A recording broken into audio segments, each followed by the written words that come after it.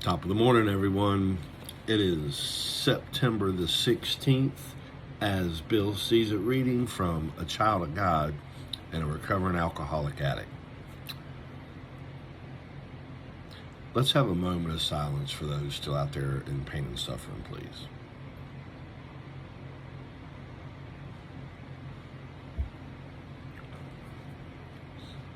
Thank you.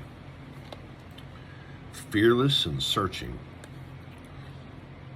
My self-analysis has frequently been faulty. Sometimes I have failed to share my defects with the right people. At other times, I've confessed their defects rather than my own. And at still other times, my confession of defects has been more in the nature of loud complaints about my circumstances and my problems. When AA suggests a fearless moral inventory, it must seem to every newcomer that more is being asked of him than he can do. Every time he tries to look within himself, pride says, "You need not pass this way," and fear says, "You dare not look." But pride and fear of this sort turn out to be boogeymen, nothing else. Once we have complete willingness to take inventory and exert ourselves to do the job thoroughly, a wonderful light falls upon this foggy scene. As we persist, a brand new kind of confidence is born, and the sense of relief at finally facing ourselves is indescribable. You know, I was scared to death for the search and fearless inventory when I first read it. And then as soon as I started going through steps 1 and 2 and 3, I said, "Oh yeah, this is going to be easy." And my sponsor said, "Okay, we need to move on to step 4." And I said, "Well, yeah, no worries. I'm going to get it done this weekend." 3 months goes by. And he asked me, "So you're ever going to get to that step 4, the search of fearless moral inventory?" It was way hard.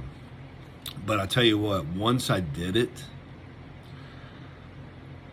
the weight was lifted off of me. There was a weight lifted off of me I can't even describe. The stress, it was just the peace coming to me, just getting everything out, on paper. And then even more weight and stress was lifted off of me when I shared it with another human being, which was my sponsor. Wow, what great couple of steps. And it's great to be aware of my defects. I pointed out defects, and I still sometimes do point out character defects in people, and I'm working on that.